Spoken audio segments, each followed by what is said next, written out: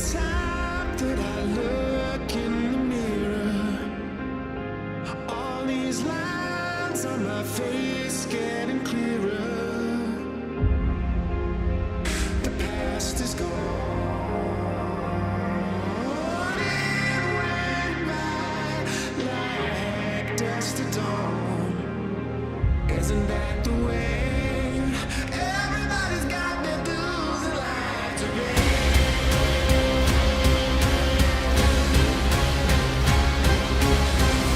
Half my life's in books, written pages. Lived and learned from fools and from sages. You know it's true.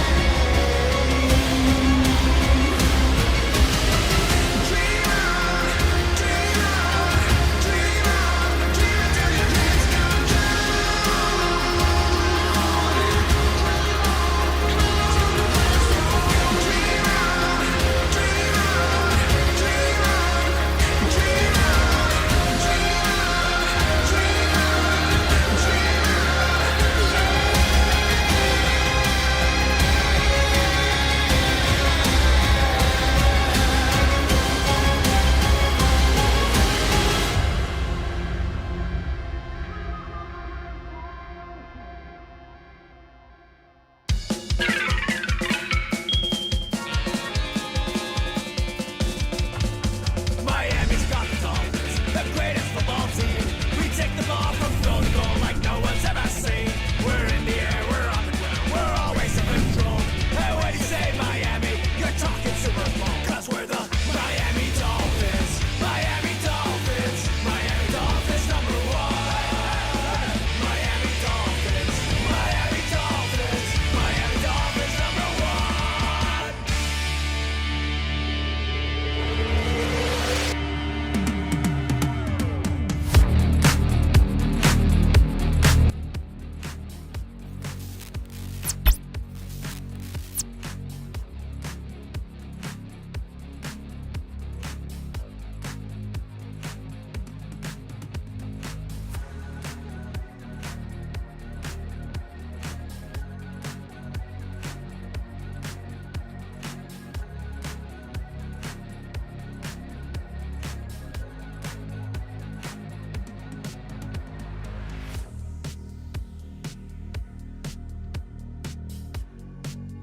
And here we are. Welcome to Fins TV. I'm your host, Fins Sammy, aka Fins Sammy. And next, as always, my co-host, Steve Hallett. Steve, welcome to another edition of Fins TV. Another edition of Fins TV. We at least had a few more days to cushion the blow from our last loss. Getting to be a little bit too much of a habit coming on here with some negative things to talk about. I actually think we have some positive things to talk about today. But I don't know for how long we're going to want to be thinking positive things here. I'll find it out, man.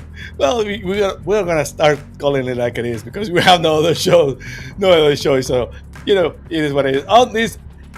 On this episode of Fins TV, well, like you said, there's a lot to talk about because it was an interesting game, but again, the Dolphins fell short, and it's time for Tua to face the music because he's weak. He's being under siege everywhere. He's being attacked everywhere. We're gonna talk about that. Yeah, again, a very hard week for the Dolphins. Very hard week for Tua. We're gonna have to call it like it is. I love Tua personally. I defend it Tua all the time, but it may be time to start calling it the way it's meant to be.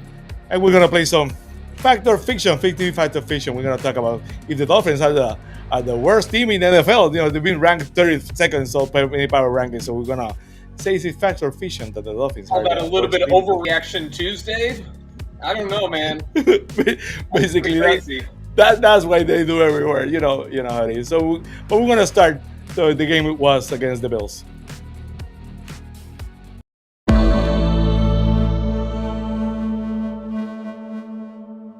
And off we go from the goal line. D. Eskridge will run it back to the outside. He goes with some room, and the Dolphins get just what they need to start things.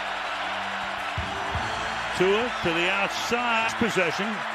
Achane in the backfield. Tua fakes. Then he goes to Achane, and he goes down the sideline. To the outside. Achane with some room.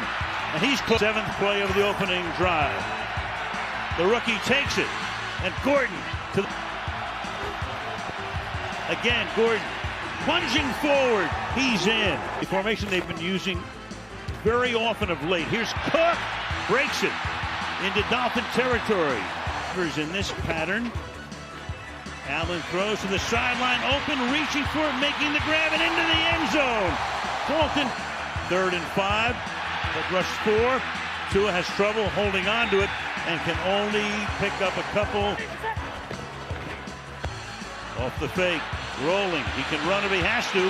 Instead, he flips it. Under center already. 2nd and 4. Very balanced offense. There goes Cook. Breaks a tackle. Was out for only one play.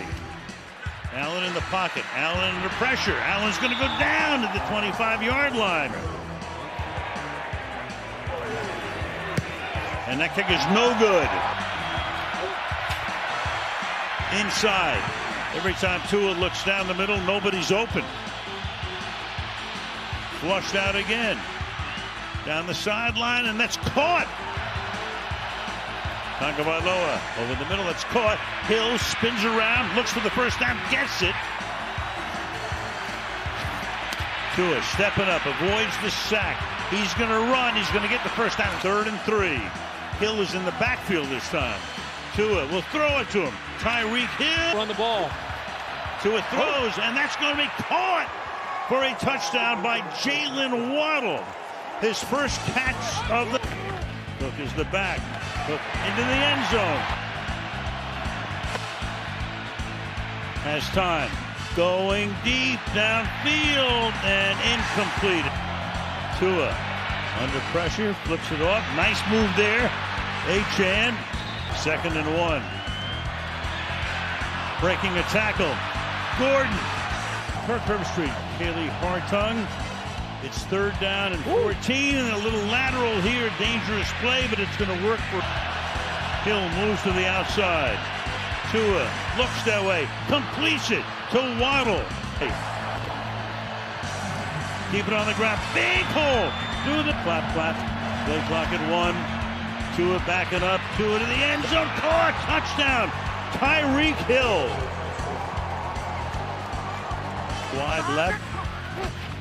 Allen looking that way. Allen throwing that way, and that's incomplete. Pittsburgh. Brad Robbins got released. He takes over. Punt is with a flag down.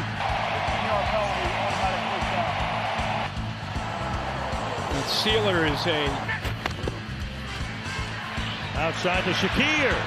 Inside the 10. Shakir all the way in. 3rd and 8. To the outside. Caught. seconds. To the outside. Another conversion. 2nd and 6. Fake and coming around. Washington trying to get that first down.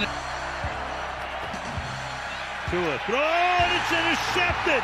It's picked off at about the 20-yard line. Terrell Bernard.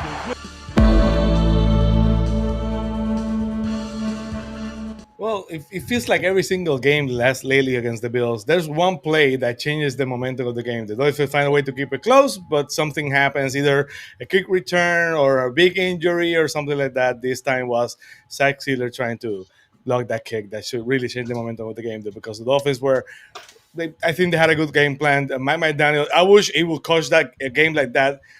Boys, calm, trying to the team looks focused. If it was like that every single game, we would not be in the mess we're right now, if you ask me. But I want to know your thoughts how the game was against the Bills, Steve. Well, if you coached every game like that, just carrying forward your comment there, I don't think that we have so many disgruntled people wanting to leave Miami, because this is a type of McDaniel who's not going to put up with the shit that he's constantly putting up with all the rest of the time, and to hear the stories that trickle out. I'm really it's frustrating, because it's always like the bridesmaid type situation when it comes to Buffalo. It seems like the first game against Buffalo every year, we played them really well.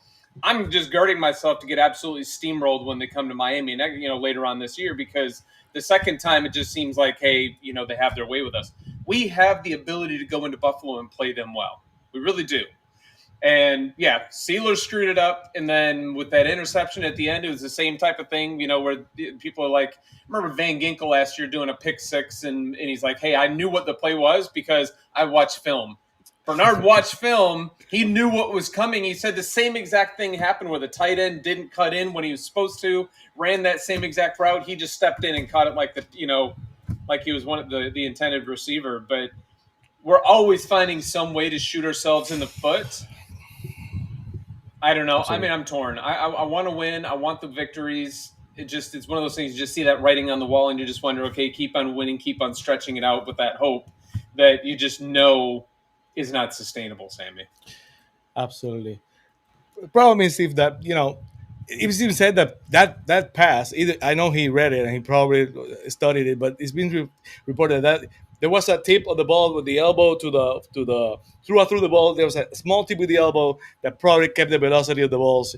Not make it super per Tua, but it's been reported today. I think it was. I'll tell you On the interception. On the reception, yes, a little bit of tip, but it is what it is. Tua doesn't look as strong this season as his years past. I don't know. Last year, the mysterious late season hip injury, and now Tua doesn't seem to have the zip on the ball, the strength, the deep passes are off, the timing is off. We're gonna talk Tua in the undersea segment, but the Dolphins. There are no moral victories. The Dolphins are 0-3, so that's the bottom line. The bottom line. Your record said it are. Absolutely, but I wish the Dolphins in other circumstances had played the way they played that game, even though they lost. They seem poised.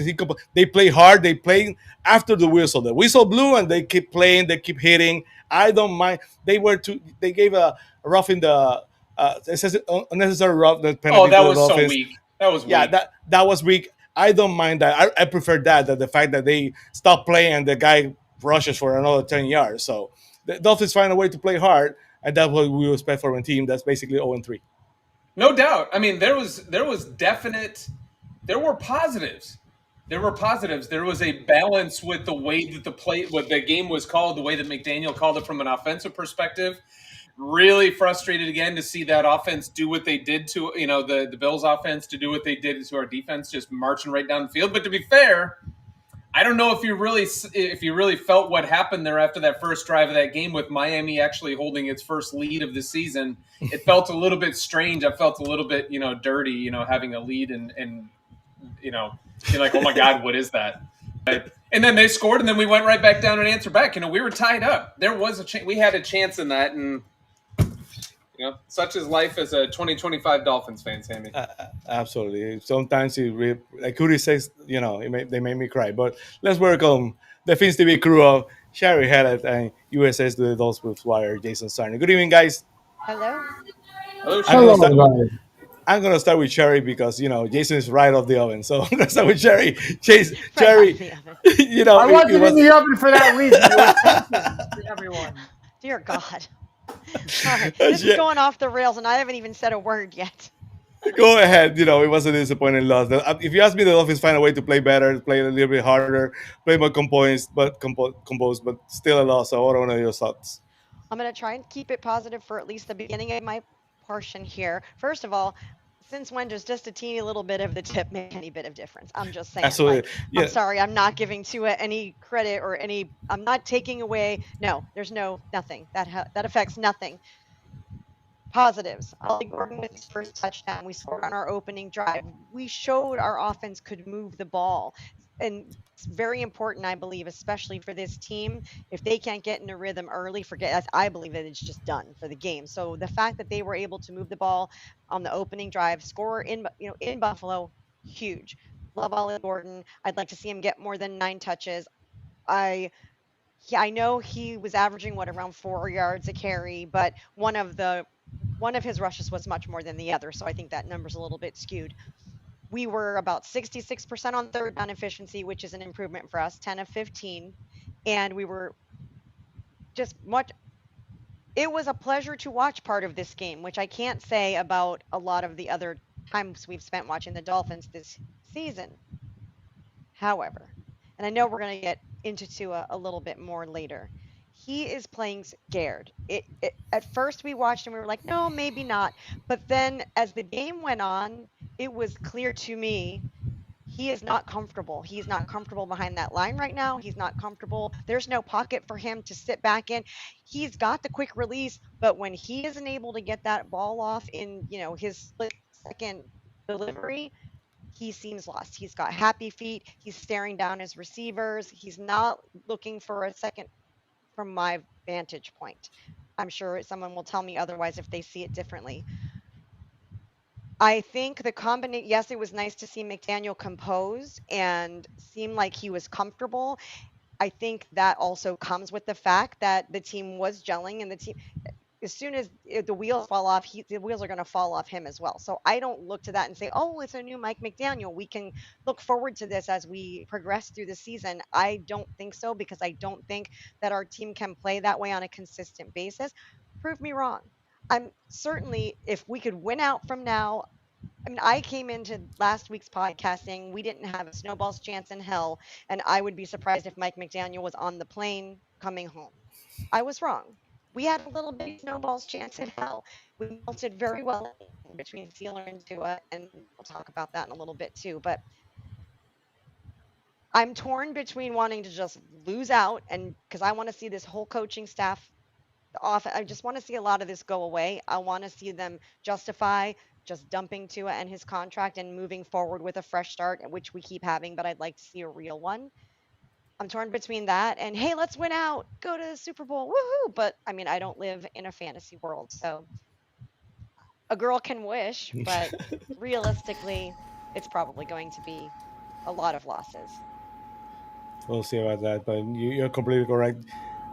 Jason, I want to go with you. I want to know your thoughts. The Dolphins found a way to play hard, play up to the end of the whistle, look more composed. Mike McDaniel had a better game plan, but it didn't get at the day of still a loss. So I want to know your thoughts.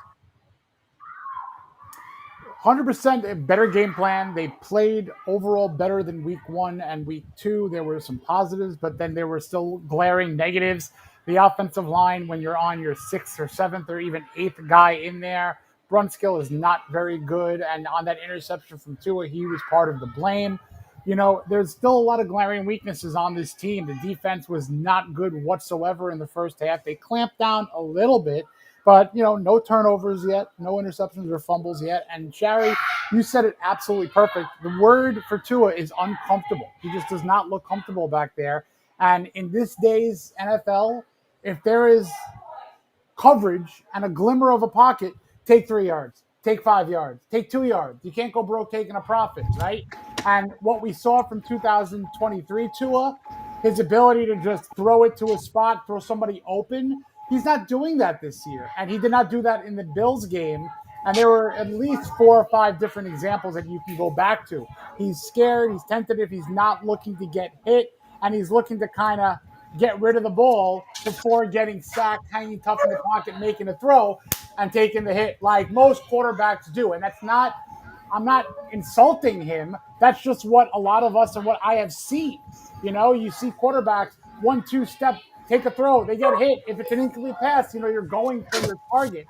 There was a play where Tua actually ran backwards 5 yards just to give himself some more time to throw an incomplete pass 5-10 yards short of the line of scrimmage even. So I'm not loving what I see of Tua. I'm nervous that he has regressed, and I'm even more nervous that his hip has become degenerative. And that kind of a hip injury, look at what happened to the greatest athlete in God's green earth, in Bo Jackson, when he hurt his hip.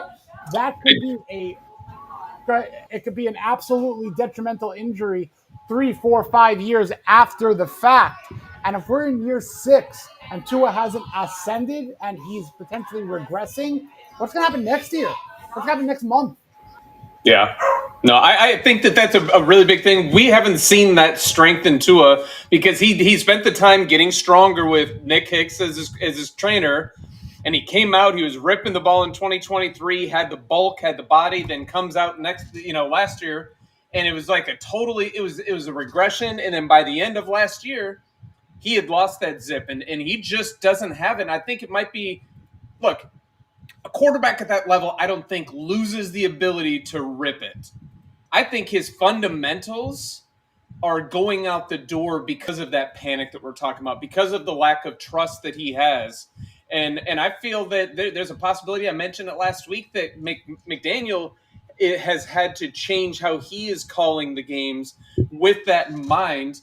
And then you just take into the fact that, again, I'm going to beat this. This is going to be my beat the dead horse all season long, is that Tua knows who he's going to throw it to before he even breaks the huddle. It doesn't matter. He doesn't need 12 seconds at the line of scrimmage to assess what's going on. He just needs a couple minutes to kick somebody in motion before he gets the ball. He knows where he's going with the ball all too often. And unfortunately, I think the defenders know that too.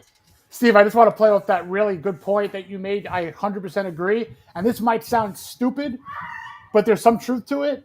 His greatest attribute in Devon Achane is almost becoming a weakness because it's too much of a safety valve. It's terrific if you're an Achane fan. It's terrific if you own him like I do in multiple fantasy leagues. Yay. But the fact of the matter is, PPR, folks, but the fact of the matter is he's on pace to have 102 receptions for a running back. And that's really impressive, sure. But look at the air yards Tua is averaging this year. It's minimal.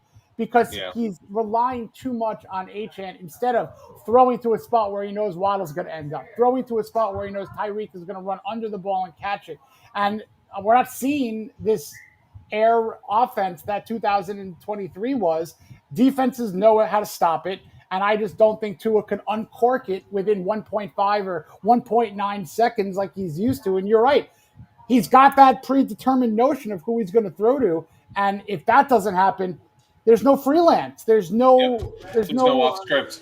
There's no off script. Exactly right. And it seems so often like he's about to get his receivers killed because by the time he does get it out there, they are just, really getting absolutely pounded. And it's going to get someone very hurt. And I think they know it because, if you watch sometime, even just the best of the best, if they know that big hit's coming, the arms get a little shorter and the glare gets a little bigger. And the more he does that, the less faith they're going to have in him. And they're also just not going to, this whole team, I feel like is a couple of bad plays away from just quitting on each other.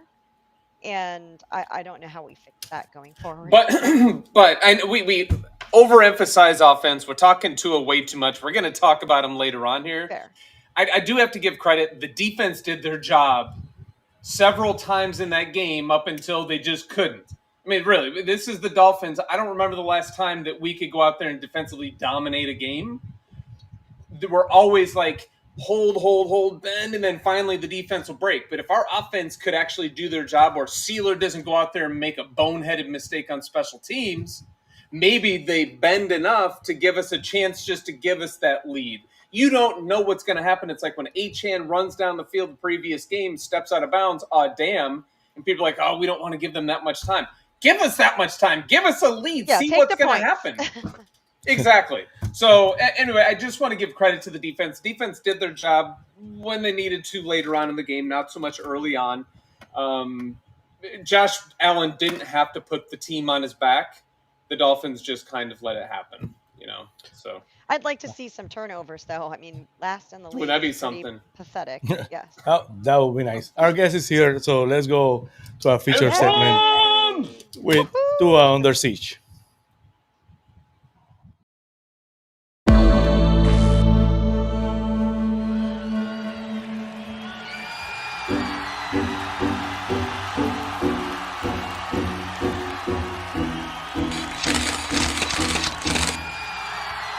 If you are what you say, superstar, then have no fear. The camera's here and the microphones, and they wanna know. Yeah. If you are what you say you are, then have no fear.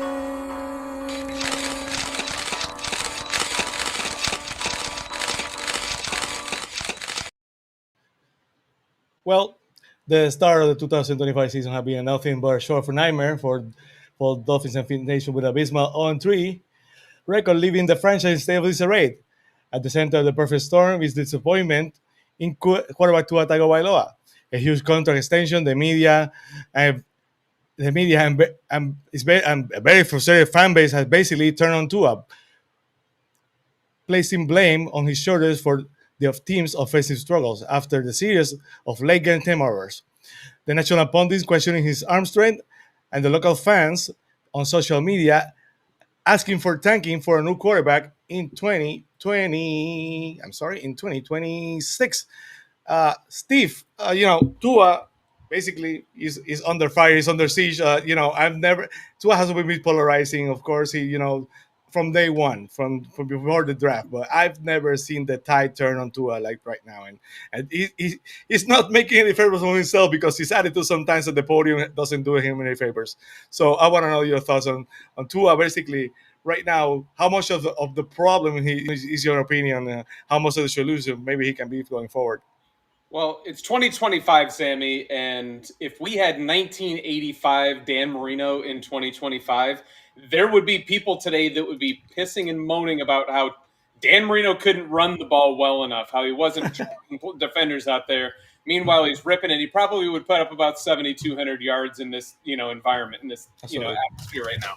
So, to be fair, it's polarizing. But Miami going from Greasy to Henny to Tannehill to Tua, we're just constantly getting quarterbacks who are limited. And in this case, Tua was a polarizing pick when we grabbed him in 2020 because he had a hip injury that, frankly, people just wondered, is he ever really going to come back again? We just talked about it in the previous segment that you got to wonder, is it getting much worse? Is it deteriorating? So there are legitimate questions now, and you just look. He was threatening holdout, wasn't holding out last season, going into the 2024 season, and then he gets his big payday. And then what? It's just really frustrating it's almost like he got paid for past performance for showing up and not for the potential for what he was going to be able to provide, because frankly, it's always been a question mark. And I think right now we are just getting what we really, if gun to our head, what we should have all expected as Dolphins fans from a quarterback who had how many injuries in college, finished his college career the way that he did, sliding down from a consensus number 1 down to number 5 to us. If he falls past us, do the Chargers grab him, or does he fall even further? And really just a team that was built around him in a way that we needed that touch, we needed the timing. We've been finesse. That was last year's dead horse that we beat to hell. And, Yes. that we had to be finesse rather than, the tough, team that was going to be able to truck through teams and demoralize them late in the game. We just don't have that. So that's what we have, man. Absolutely. Our guest is here in the lobby, so let's welcome our guest, Antwan Staley.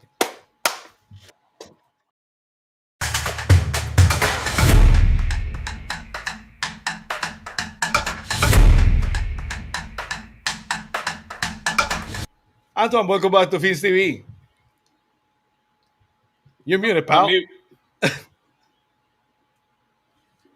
You're on mute. Can't hear you, brother.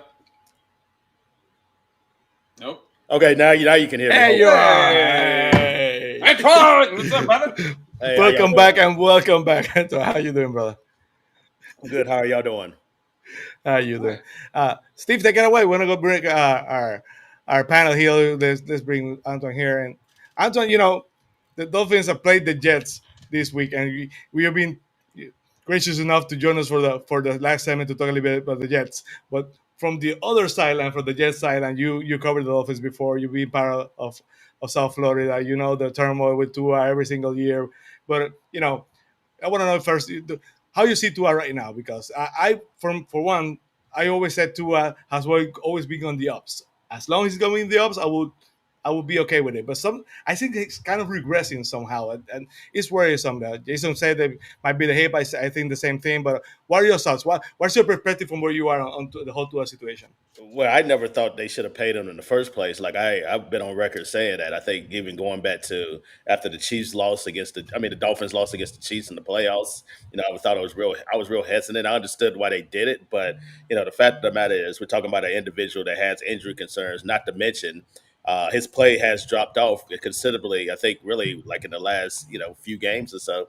To the point where he's turning the ball over at an alarming rate, something that he never really did early in his career. He was always thought of as a guy that took care of the football there, even if he wasn't necessarily a great mobile guy. But the fact of the matter is he's not doing that. He's really costing himself, the team and wins as well. So, yeah, I think they have to really look at themselves in the mirror and understand, where they are. Quite frankly, they're probably going to have to pay him and keep him next year. But, I think the Dolphins, depending on what happens the rest of the year, they may draft somebody in addition to having Tua there too, just depending on how they finish. Steve? No, I think you're totally right. Antwan, first of all, it's great to see you. Everybody that doesn't know, we actually got the pleasure. We met Antwan face-to-face like 11 years ago down in Miami. Absolute one of the best people out there ever in the media that's covered the Dolphins, and everybody loves you because you travel around the world, you cover the Jets, and people still love you, Antwan, that are Dolphins fans. But got a chance to see you. It was fantastic eating some chicken wings with you, and we saw you Friday night and Saturday for some college football. You did. So that was awesome. Yeah, it was a good time. It was definitely a good time hanging out with y'all in Tampa. We love it. So, just Antwan, so clearly there's a lot of criticism of Tua, but is there too much? Is it justified with all of the rest of the struggles in Miami? Is it justified to give him that much pressure or that much blame in the way that they do? Yeah. He's getting paid enough money. I think it's a critical year for him, and obviously Mike Medeo and also Chris Greer too. So, anytime you're a quarterback of any kind of any organization in the NFL, you're going to get criticism. You're going to get the blame too. It's just a part of the process too. To be honest with you. So, yeah, I think it's fair, and I also think because he's not playing up to expectations, I think that's also fair to criticize him too. So, I'm not saying he's the all the reason why. The problem with the Dolphins entirely, but what I am saying is he's a big part of it, especially with the turnovers that he's had recently. Jason? I think, Jason. Hey, Antwan, pleasure as always seeing you. You're my guy. I love you, dude. You're the best.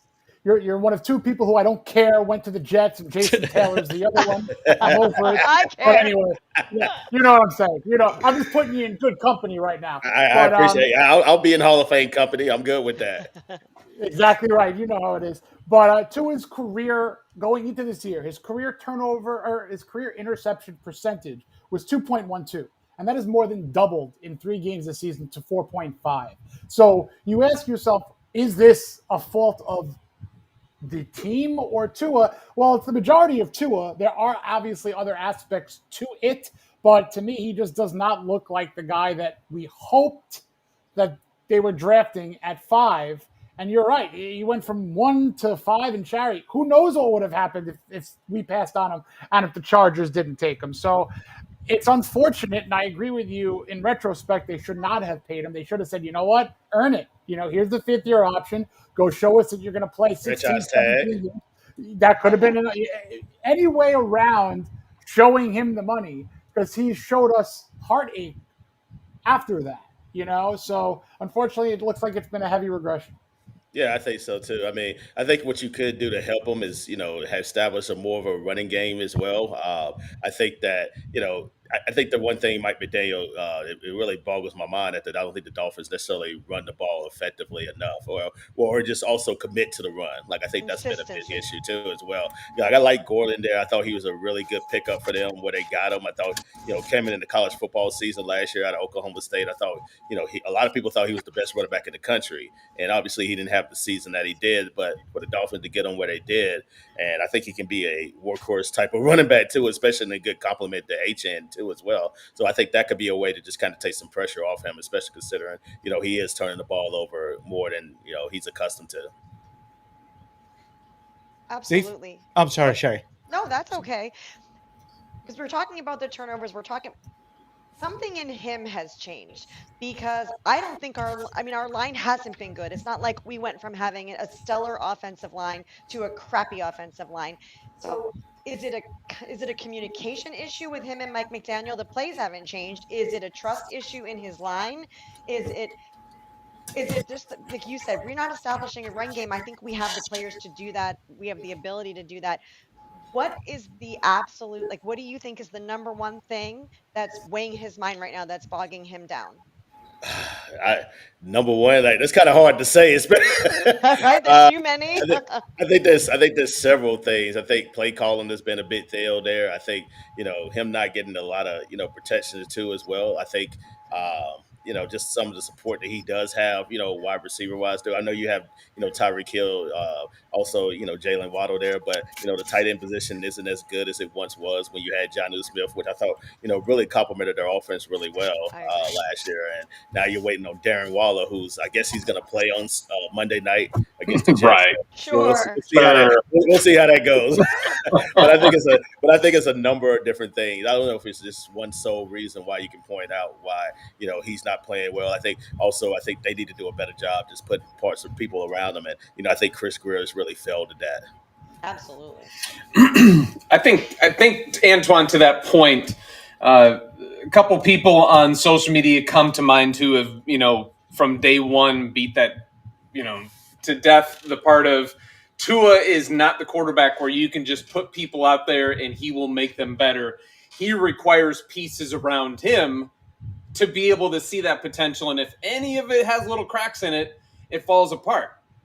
And that's, I mean, seriously, you've just got one of those things where he's not that blue chip type quarterback. He's got in it some intangibles, maybe not as much this year as he has in the past, but you just can't rely upon that, because when it gets into the cold season, if you don't have home field advantage, which Miami's just never going to seem to ever have again in the playoffs, you are going to be going up north and playing in some tough environments, and you just can't have that.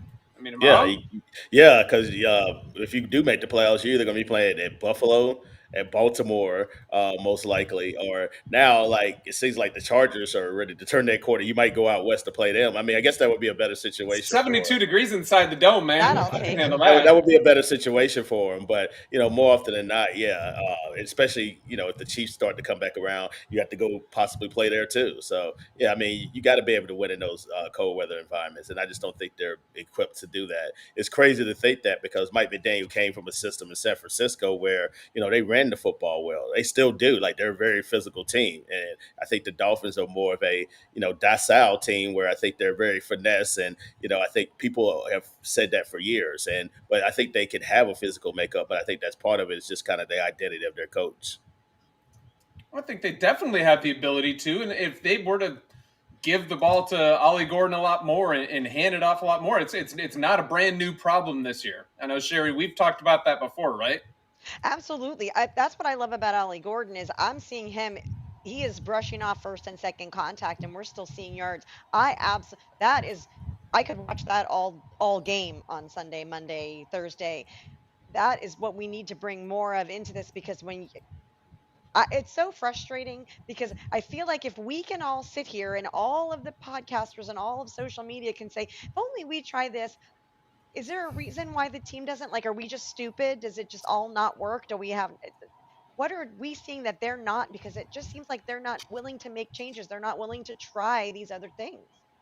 I think coaches are just typically stubborn. So typically, like, they're going to go down. If they're going to go down swinging, they're going to go down their way. Like, so I think that's a big part of it. This is what's got them the job in the first place. So they're going to do what, they've been doing all along. So I think that's a big part of it. Like, a lot of coaches are just stubborn, and, you can go back to the beginning of the time in football, find stubborn coaches. But, I think a lot of them just, that's just the way they are. I mean, I'm kind of, I've dealt with some, covering the Jets too, especially Robert Saleh previously. And then when they fired him last year, Jeff Albert took over and, was trying to be the defensive coordinator and the head coach at the same time. And it's very hard to do. I think it's also hard to do, be a offensive play caller and try to be the CEO at the same time, where also, you're not holding people accountable, which I think also is a big problem with the Dolphins too. You need to have somebody you need to have that iron fist. And, you go from somebody like Brian Flores, who was, traditionally, a hard ass,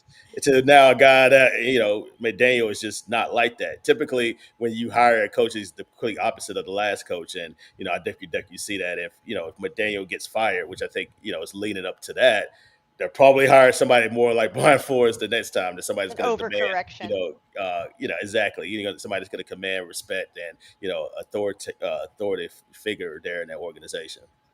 If you're a stubborn coach and you're winning, it's okay. Well, yeah. Well, I mean, okay, look at it this way. They get fired. They get their money still. Yeah. I mean, yeah, it's cool. I mean, what you want to do isn't working. Coaches very rarely, if ever, 99% of the coaches never change who they are. So they're going to get paid either way. I mean, he's going to be, go back to Shanahan in San Fran along with Saleh by his side, and he can go do what he was doing before. A lot of money in his pocket, and then he can learn his lesson in a few years, take another shot at it. I think a lot of coaches often say, like, trust the process. Like, just because it's not working now doesn't necessarily mean it won't work in the future. But when you've been there as long as him, I think ultimately you have to have some type of open mind and understand that what we've been doing is not working, right now. So let's try something else. And, your butt is on the line. I mean, that's basically what it is. So why not, hand the playoff calling to somebody else, or do some things differently that you have been doing instead of just throwing the ball, 40, 50 times a game. With a quarterback who is clearly limited at being able to do it. And, we're talking about, the Under Siege segment here, talking about Tua. I did want to call out because Sammy, your highlights, lowlights in this case for the Dolphins in 2025 of the previous game always bring to mind some painful moments, and seeing Tua with that blitz in his face on that drive, and he fumbles it. He gets the shotgun snap, but he sees the pressure coming in, and he fumbles. Very reminiscent of the game in Frankfurt, Kansas City, game on the line, and he just folded like wet tissue paper. So we've always seen it.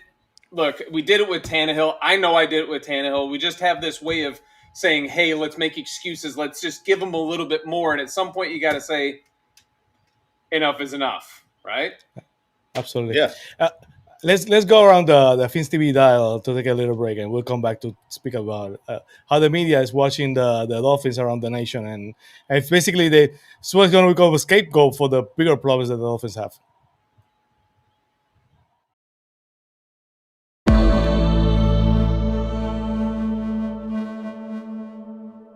What I've been surprised by the first 3 weeks of this season, you tell me if I have this wrong, because there are plenty of bad teams in that league. The Jets, the Saints, Carolina. But national laughingstock from coast to coast over the first 3 weeks of the season, that's been because they've got three very polarizing things as the face of their national identity. McDaniel, Tua, and Tyreek Hill. And the weirdest thing about that, Dan, is I think Tua is the most polarizing of the three. You don't just will your way to be Josh Allen, Patrick Mahomes, Joe Burrow, Lamar Jackson. You either are or you aren't. And you hit your ceiling. By year 6, we know who a guy is. Now, look, that said, Jim Harbaugh is unlocking some badass in Justin Herbert and getting him to take more from his abilities. That's a guy that still has toothpaste in the tube. And Right. Harbaugh is doing what he can to squeeze it out. How can Mike McDaniel make it through the season in the sense that they're 0-3, 2.5% chance the Dolphins make the playoffs, 2.5% chance when you start 0-3. Thus, if you don't make the playoffs, and Mike McDaniel last year the season was atrocious, this year the season looks atrocious, it's not like you have a roster that looks like it's going to get better as it gets older. Tyreek Hill's getting older, and Tua Tagovailoa, I don't know that he's getting better. I think he's plateaued. Where's the promise of the future for the Miami Dolphins? The outing hasn't been bad the last 2 weeks, and obviously the crushing interception, but ultimately, man, it's like, I don't think you can get rid of the quarterback. I think he plays well enough for you to still feel like you can get something going.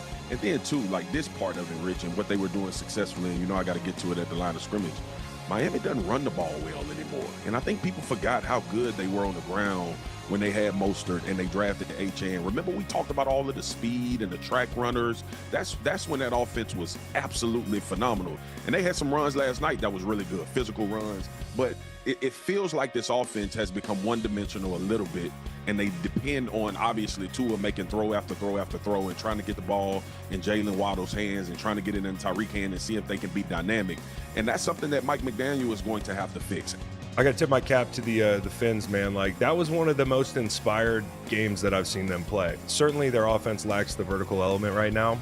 I think it's almost like the narrative on the offense is like it's finally come back down to earth. And you could tell from like the first whistle, they were there to win. I mean, when you're 0-2 and they're talking about firing your coach, there's one of two ways it can go. And I think it speaks to the job that Mike McDaniel did this week to get them ready to play. I know there were some dumb penalties, but they really scrapped out there. I saw guys on defense flying around. Anthony Weaver down to like his 8th, 9th corner. Yeah. I mean, I seriously, it's not tongue in cheek. I got a lot of respect for the way they all played. I think with Tua, it looks like he's lost his superpower. Tua's superpower has always been cut the ball loose before you should cut the ball loose. No one has saw defenses faster. And I've watched Tua in the last 2 weeks, and it feels like he's waiting for guys to get open, see them open, and then throw the football, rather than what's been his greatest asset is throwing the ball before they're open, moving guys to open those windows and cut the ball loose. And I don't know if it's because that first week, a poor performance on the road against Indy, but he's a guy who has always said, I trust my eyes, I see them open, and I cut it loose. And right now, it looks like he's waiting specifically for a player like Tyreek Hill to get open and then cut it. His eyes right now are reactive rather than proactive. I want Tua to get back to playing his style of quarterback. For disclosure, I tried to speed up a little bit of the audio just to make it the kind of time constraint work. But Emmanuel Acho is at real speed, just to let you know. That guy is always so fast. Antwan, you see what the media around the nation is saying. The Dolphins have a lot of problems in the roster, a lot of problems with the coach. Tua has basically backed himself into a corner because right now he has to be perfect, a perfect quarterback, because with not a perfect running game, not a perfect offensive line, not a perfect coaching staff, and not a perfect defense, he has to have the perfect game. Basically, has to do everything well for him to be a competent quarterback. But it's at the end of the day, it's on him. Do you think there's a chance that basically he ends up being the scapegoat, and the Dolphins find a way to blame everything on him, and Chris Greer and Mike McDaniel survive because they say, Tua is the problem? No, I don't think so. I think they need to. I mean, first of all, like, it's hard to get rid of him because of his contract. So, I mean, you can blame him all you want to. He could be the scapegoat, but at the end of the day, they're more likely going to have to keep him because of just salary cap, reasons, as far as money. So that leaves Mike McDaniel. That also leaves Chris Greer too. And also, I think they're to blame too. I think it starts at the top with Chris Greer, to be honest with you. I think he's failed them as far as building a good enough roster to be able to compete in the AFC. The goal is to compete with, obviously the Chiefs, and also the Bills, who's been running the division. Poor Dolphins, basically they went from Tom Brady ruling the division to now Josh Allen is basically running the division now. They were praying for Tom Brady's downfall, and guess what? Josh Allen's only going to take it over now. So, yep. So now you got another probably like 10 years of that. So good luck to that as well. But yeah, I just think Chris Greer he laughed and joked about, not building, the offensive line and thinking it was a bit of a joke. But you need to have a quality offensive line. That's where it starts in the trenches. I mean, especially when you got a quarterback that's, had injury concerns throughout the course of his career. So yeah, I just don't think he's building a good enough roster. And I think, McDaniel, I think he's a smart, intelligent guy, but I don't think he can lead men. And I think you just saw that, definitely last year at the Tyreek Hill situation with the Jets, in that game too as well. Because I think any other locker room in the NFL, he would have been kicked out of, whether he traded or released or something like that. But you still brought him back, and I understand there's some, salary and things in addition to that. But the end of the day is you're trying to lead men, and I don't think that's a good look for the locker room. Steve or Shari? No, go ahead. Go ahead, Steve. No, I appreciate that, and we talked a lot over the weekend and a couple opportunities to see Antwan. First of all, I just got to make a comment here. I think it was Chris Long sitting there saying, he's proud. It's like, we're that student in elementary school that fail, and you finally do well enough, and you get like a scratch and sniff sticker, and you're like, oh my God, you finally did what you're supposed to. Good job, Tiger. I mean, really, seriously, we're just getting that little pat on the head, being like, good job. No Dolphins. more You victories. finally went out there and put, no, there aren't any moral victories, and that's what's frustrating. But, we talked about it that you mentioned Chris Greer, and that's, where it is. I can see Tua getting way a lot of the blame. Look, it is what it is, fair or not. Quarterback is the face of the franchise. And chances are they're one of the highest paid, if not the highest paid in every single franchise out there. So that comes along with the territory. You mentioned Chris Greer. I think it goes to the top. I think it goes higher than that. It goes to Stephen Ross, who, as long as the money's coming in, as long as that dividend is paying on that original investment, which I think, what are they at, about $440 million this year that each owner got? Yeah. He's going to be like, hey, what's the problem? I'm still selling out. I'm still getting these things. But I think it's going to take more than that. It's going to take a lot more empty seats. It's going to take the Dolphins fans making a statement saying no more and embarrassing when we have a primetime game and it looks like, a usual season of Miami Hurricanes games where it's spotty people in the stands, not this year, when they caught lightning in a bottle. Am I right? Not with a banner flying over the stadium, some real activism, something real. Yeah, well, I'll say that about Stephen Ross. I don't think I think he's a bad owner. I just think that he's, I just don't think he's doing the right things in order for it takes to win. I guess put it that way.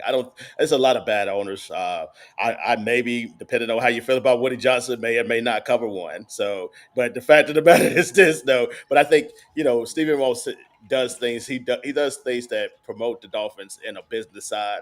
But at the same time, like, it's about winning. It's about, trying to compete for Super Bowls. It's about trying to win division titles. They hadn't won one since 2008. So they hadn't won a playoff game since 2000. I mean, that should be in the forefront of his mind, doing whatever it takes to win a playoff game, to compete in the AFC and ultimately, get back to, trying to win a Super Bowl once again, which, you have a whole generation, basically 2 generations of Dolphin fans now that have never even seen that. I'm just saying. I'm just calling it what it is. I'm just saying. I think it's like 3 Antwan generations. Just called me old. I'm just saying. No, that's not what I said. That's not what I said. I just said, that's factual. Whoa. Like from 1973 to now, they have not won a championship. Last Super Bowl, I don't remember it, but I was alive. I mean, they hadn't played in the Super Bowl since '84. So yes. If only Matt Armstrong was here, he could talk about it, and So. We love you, Matt. Hold on, because I'm thinking this real fast, and I want to say this while I'm thinking it because I've been thinking it since you came on. I love the hat that's kind of like not Miami, not New York. So you're like, I'm just going to Boston now. Like, I'm not going to play. Very neutral. Antwan loves his Red Sox. Loves his Red Sox. I got the Red Sox on right now, so it's a really critical week. Like, they're really holding on to the wild card right now. So yeah, I gotta check. Since y'all have me on, I gotta check these games out and just have it on the background so I know what's going on. I'm more impressed with the DuckTales T-shirt. Exactly. There's anything you can always count on Antwan for. It's some really, really cool retro stuff. And I'd really love to just see like a display of some of the most retro off the wall type T-shirts that you have. One of these times we have you on, maybe later in the season, you'd be like, okay, Steve, here's the top 5 that I think are the coolest ones that are just we could do that. Really we could cool. definitely do Like, that. That'd be awesome. For the next game against the Jets, hopefully you join us and we want to see the collection, Anton. Yeah, we'll do that. Jason, before we move on, anything you have to say about my question basically, is there any way they can find a way to blame Tua and use him as a scapegoat for the mess they created? Yeah, I mean, I think people will, but I think they definitely will. I think the media will. I think the fans will. But again, I don't think it's all his fault. But I think he's 33%, he's 33.3% of the problem right now, I would say. And with his performance, is it really is it unfair to say scapegoat? I mean, he's not a scapegoat if he's contributing. I mean, he is part of the problem. Correct. Yeah, and then when you look at over the ball is the problem. But go ahead. No, 100% turnover. And that leads to this part where he gets the attitude in these press conferences and people start calling him out saying, hey, you turn the ball over in bunches. Dude, truth hurts, Lizzo. It's stats. You're doing it. You face the music of it. And he wants to say, well, that's not right. And then he gets an attitude. Well, he gets this attitude. Rich Eisen likes to call it salty to it. Personally, I think it's inauthentic. I think it's fake. I think it's a put on. But a true mark of the quarterbacks that really lead in this league is they make mistakes, but they really don't continue to make those mistakes. They correct them. They own them, and they find a way to prevent that from happening. And Tua seems to find a way to make the same mistakes again and again. And he's making mistakes that he shouldn't be making in the 6th year. He's making rookie and second year mistakes where throwing the ball, locking on the just receivers there, going to his first read, those stuff that you do in college or at least early on in the league. You don't do that in year 6. You're more mature at that point. You can take chances, but you're just more smarter. You're just smart about it. So he's regressing. He really is regressing, and it's very sad. Year 1 or it's year 12, not year 6. The regression shouldn't have started yet. Yeah, exactly. You think for a moment that he's quarterbacking the Florida Gators. That's a whole other conversation. Oh my God! Do you want to get into that?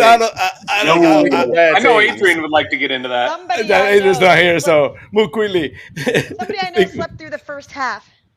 Well, it wasn't. Hey, I'm glad I did. So, Jason, I didn't miss anything. Jason, any thoughts before we move to the next segment, the Packer Fisher segment, Jason? Yeah, I think Dan Orlovsky said it best. He lost the superpower of throwing extremely quickly and trusting where he was going to throw. Even if the guy wasn't exactly open, he was going to either throw him open or by design, the receiver was just going to get to the spot and the ball was going to be delivered through a keyhole with accuracy. But the hip injury, I think, it's not just the arm strength, it's the body, it's the core, it's the hips, it's the ability to just say, all right, boom, he's going to turn and throw that sucker, and it's going to be right in the receiver's waiting arms or pads or whatever you want to say. So Orlovsky, I think, played it really well. And I'll tell you, there is some hope against the Jets, and Antwan, you can corroborate, please. The 2 worst teams are the next 2 Dolphins opponents in terms of hurries and pressures. This is literally 2 tailor-made games for Tua and a spotty offensive line to have just a little bit more time to go through whatever your reads or progressions are, or at least get back to vintage Tua and not have immense pressure and getting hurried. So this could be a remedy game from a 1 week or 2 week perspective, but that might end real soon with what Tua's weaknesses are. And Orlovsky, I'm just going to say, said it best. He has lost his superpower. Yeah, I think, to put it in perspective about the Jets defensive line and, the Jets defense, prior to this year, they finished top 5 in yards allowed each of those years. And this year, they're one of the worst defenses in football. They went against Tampa Bay, who had 3 starters out on their offensive line, and the other 2 were just kind of playing out of position. The Jets were only able to record 1 sack and 2 hurries. So that lets you know that, the defensive line is not playing up to their standard right now. They're missing a lot of tackles. I think they lead the league in missed tackles at the moment. And, they're just not coming together for him defensively. So yeah, I think this is a really good game for him, and I think the offense to kind of get right too as well. The Jets offense also have some injuries there to the defense too as well. Quincy Williams got put on injured reserve today. I think that's a big blow for the Jets defense there. He's been an All-Pro in this league there. He's been one of the best linebackers in the league there, and to lose him, and now you have just him and Jamie Sherwood, and really a makeshift linebacking core. It's going to be tough. It's really going to be a tough ask for the Jets too, especially on Monday night and being in Miami, in a place they haven't won since Rich Ryan's last game with the Jets. Absolutely. Let's play some Fact or Fiction.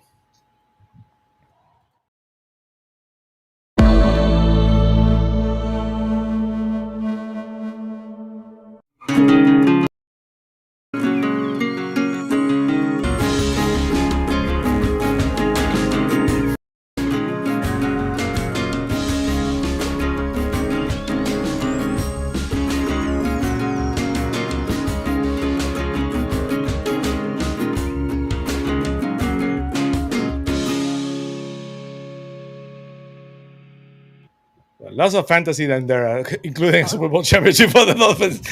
Let's play some Fact or Fiction. Well, I'm gonna start. I want to start with Antwan. Antwan, Mike Florio had the Dolphins 32nd team in the NFL.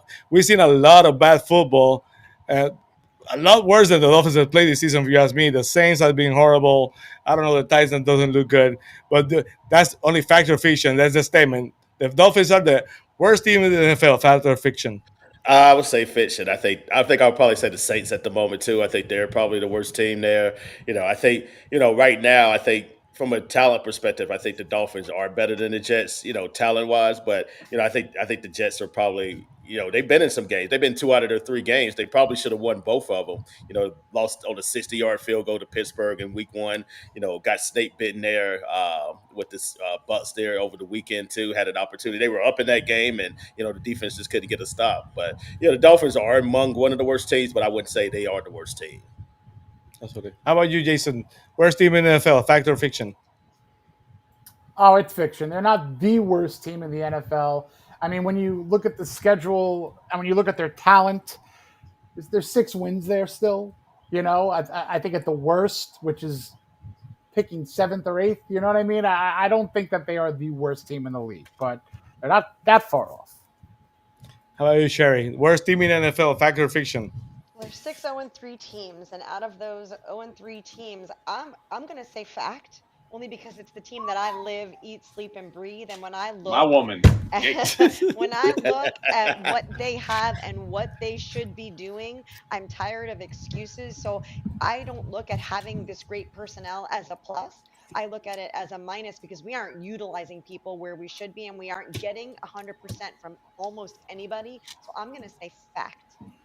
That's so sexist, Steve. That's so sexist. Fact or Fiction? Dolphins worst team in NFL. Woman after my own heart. I was going to say, they may not be statistically the worst team in the NFL, but they are my NFL team. They are my sphere. When I think NFL, I think Dolphins. I don't think Super Bowl anymore, even though that's our tagline, Sammy. But I know they're statistically they're not. I do think the Saints are that bad, and I think any given week you could make an argument for the Panthers, even though in a division opponent they went out there and knocked the sprocket off of Atlanta. Don't look now, but Houston, their window to win closed pretty quickly on that rebuild. They're like Miami 2.0, just a year or 2 behind. But Miami, they're on a fast track right now to being one of the worst in the NFL because they still got another year of 2 in this contract. Jason, to your point, we finished 7th or 8th worst. We're picking in that position, just always finding some way to be that bridesmaid, not the bride. Real quick, I was going to say real quick, the Dolphins and the Jets are actually 2 or 3 teams that have not recorded a takeaway this year. The other one is the Commanders. So that puts it in perspective. Wow. When you're not when you're turning the ball over and you're not getting takeaways, you're going to lose. That's just how it is. For sure. Jason? No, agreed. I mean, the Saints are probably the worst. Great stat, Antwan, with the Commanders, Jets, and Dolphins not having a turnover. And last year, the Dolphins were not getting many turnovers. So it's a very big glaring problem to have when your defense isn't at least putting the offense in position and the offense isn't picking the defense up by just world-beating teams here. So they're at the bottom third for darn sure. I think that there's a couple stats out there defensively that people love to hang their hat on and say, this team did this last year, so they're going to be great next year. And that would be takeaways. You can't guarantee them, and you can't guarantee that you're always going to be on the winning side of the one-score games. I know Minnesota for a year or so, they were just on that. They were able to win those really tight games. You can't bank on that every single year. And, you know, Miami had a way of doing it a couple times under Flores. It's not sustainable. And you got to find a way to build that sustainable team. Absolutely. Let's go. Well, we played the Jets this year. It's a rivalry week. The uniform is going to be unveiled finally on the field. Let's talk about the game against the Jets.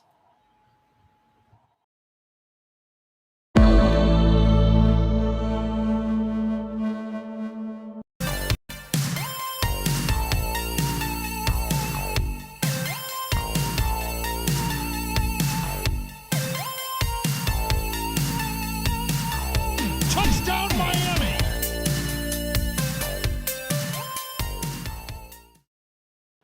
Well, a battle of 0-3 teams, but basically they're going to have some killing uniforms during the rivalry series because I think that the Jets uniform looked very good and I really love the Dolphins uniforms. Of course, that doesn't mean anything on the field, but you have to find something positive. So, Antwan, you covered the Jets for New York Daily News. I want to know your thoughts.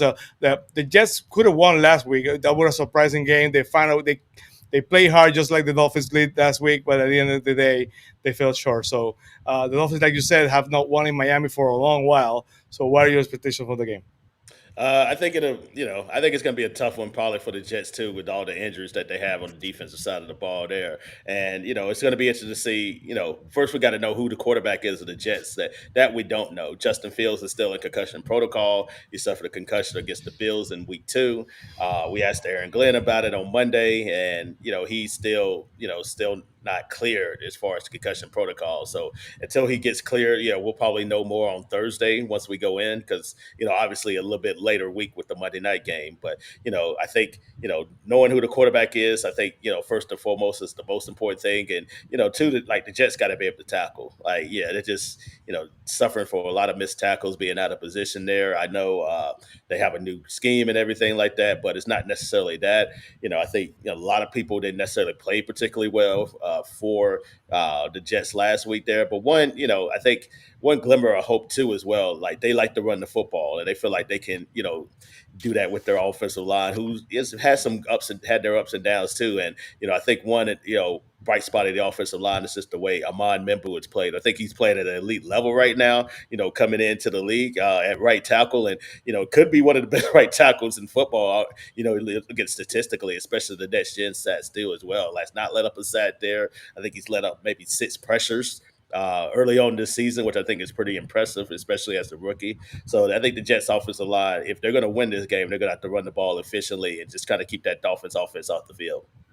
A lot of Dolphins fans really like Membu, so that's not going to be a lot of good news from that. I think Jason's one of them.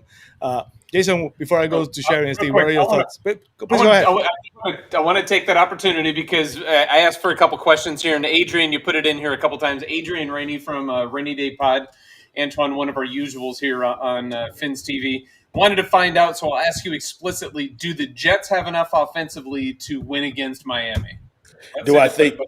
Can they? Yeah, I think they can. I don't know if I will pick them to win, but I think they can. I think they're gonna have to throw the ball efficiently.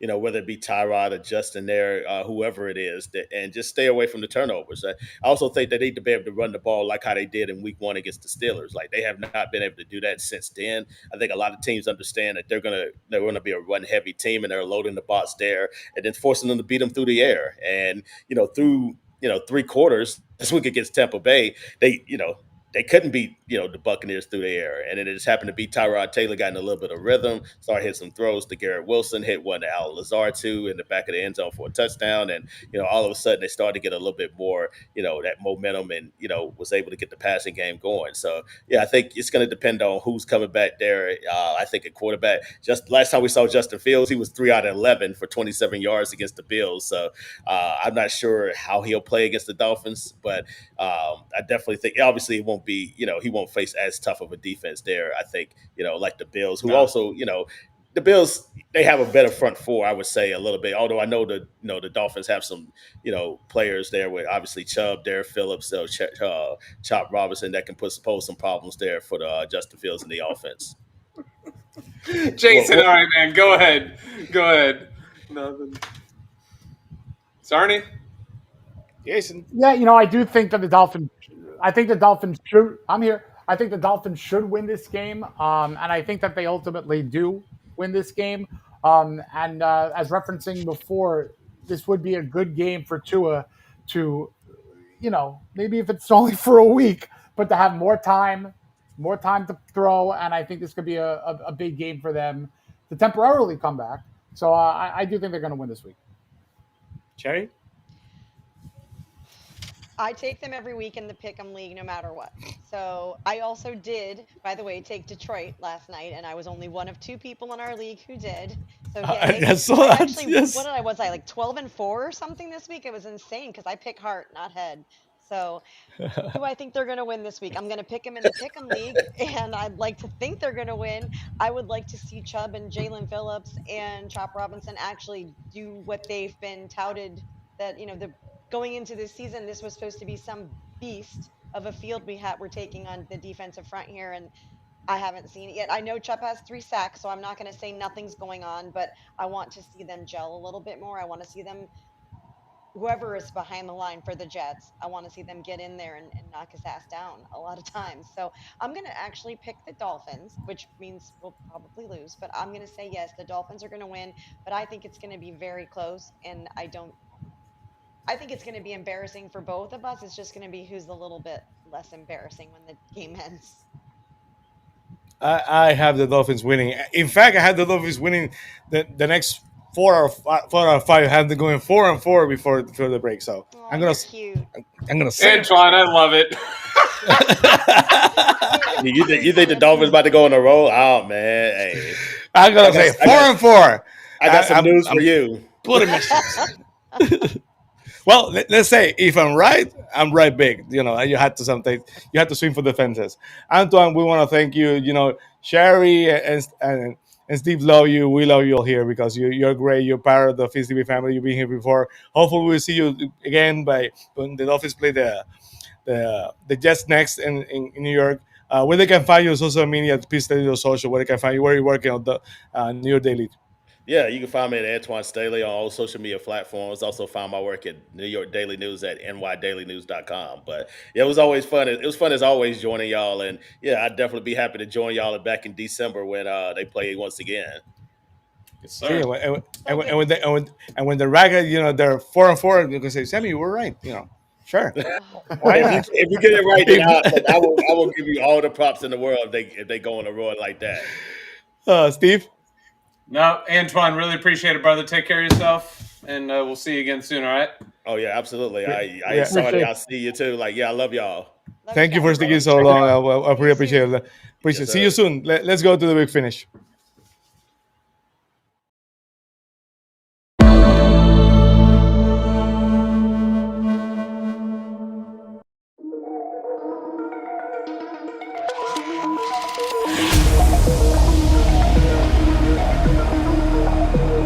Well, we'll round up. We're almost close there. We're almost reaching the 400 mark in all platforms. Please follow us on all social media. We're on Facebook. We're on Instagram. We're on YouTube. We're everywhere. Jason, where can they follow you? I want to know where you're working on Dolphins Fire this week. Yeah, I'll be coming out with a little bit of a betting preview, some prop plays for both the Dolphins and the Jets, and I'm going to stick with my guns. I will pick the Dolphins in a win. And you can catch my stuff over Jason_Sarney on Twitter, and as Sammy says on Dolphins Wire out of USA Today. Yeah, I have them winning. I have them going 4-4 before it's over. So we'll see what happens. Let's go to the Pick'em League rankings. Fins TV, it's do or die. We're chasing wins. Whoa, baby, the Pick'em League is really getting hot. A lot of movement this week. At number 10. 7 leagues at number 10. At number 9, Spirit Fingers. Gloria, Frank Fleming, Frank the Tank at number 8, Finn Tuber number 7, Houts at number 6, and number 5, friend Jake Mendo, number 4, Dolph Freaky, and number 3, Frankie Fresco, and number 2, defending champion Beer Fernandez, number 1, Jason Sarney.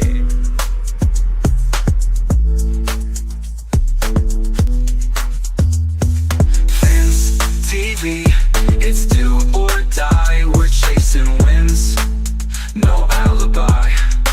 Well, a couple of big movers.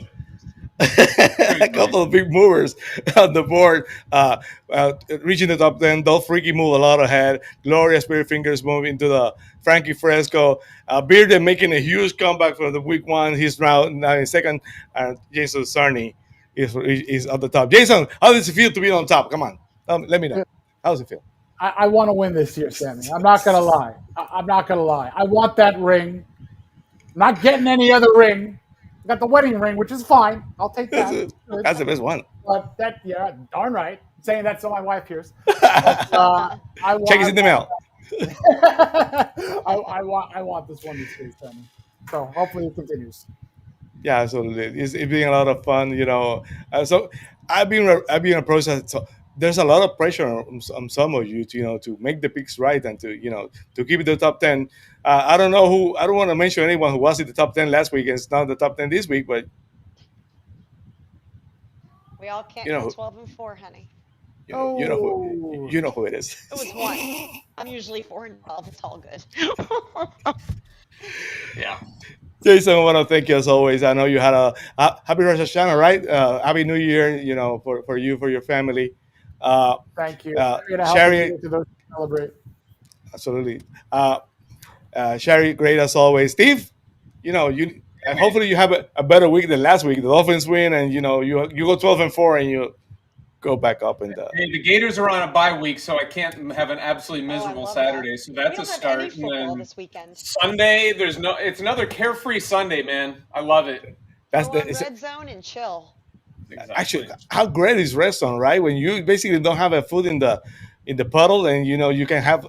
It's so good, you can enjoy. You have no cares in the world. So great. By Sunday, the Bills game was felt so good to us for a session. Please, for more information on the Fins TV crew, follow us and go to finstv.com. And on Thursday, FTSN with my friend and co-host Eddie Chapel, we're gonna look a little bit more of the game against the Jets on Fins TV Plus. So, guys, thank you. We'll see you next week. Hopefully, we get a win, and we have something to cheer about because we basically, like I said, every single week we deserve it. But no matter what, win or lose, when you say Miami, you always look at Super Bowl. Fins up. Fins up, y'all. Take care.